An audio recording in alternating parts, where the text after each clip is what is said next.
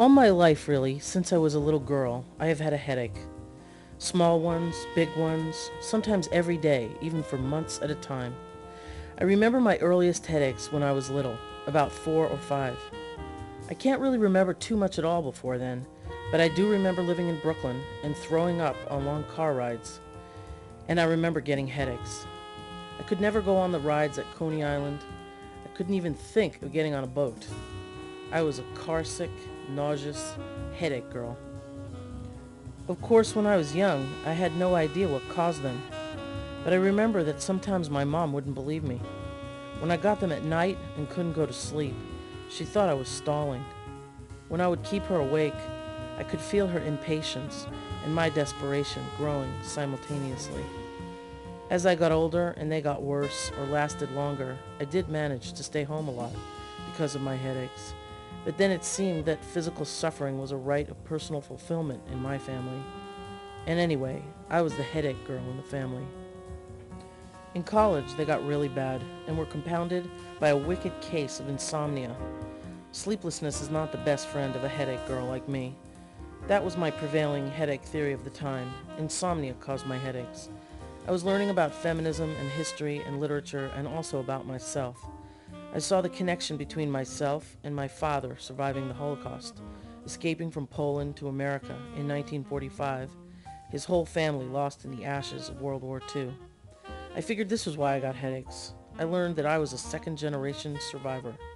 Maybe this explains my history of pain and suffering, I thought. I figured I needed to suffer as an act of loyalty to my father and my poor victimized ancestors. Yes, that was it. I was a Jewish headache girl. Around this time, I also started to see that certain foods or substances might bring on a headache. Like for a few years I didn't eat bread or meat or chocolate or caffeine or sugar. Some people with opinions about headaches believe that this is it, food. That lasted for a few years, the food allergy theory. I stopped eating and drinking all those headache-producing foods for a few years and I was clean. I still got headaches. Short tension headaches, stuffy sinus headaches, cluster headaches, hormone headaches, and the dreaded migraines.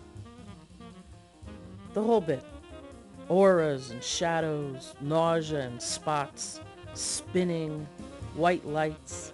Headaches that drove me under the covers sometimes for days. Headaches that rendered me useless as a high school teacher. Reading and reading books and papers hour after hour, endless meetings, and the pressure of facing over 150 people every day, all day. In fact, just thinking about it gives me a headache. Then I had the big dental discovery. I am a bruxer. There, I said it. I grind my teeth at night. This could give any girl a headache. I grind so hard I cracked the entire root of a molar into fine dust. The little pieces had to be surgically removed. I have had 6 root canals. Is this why I have headaches? Will I ever know?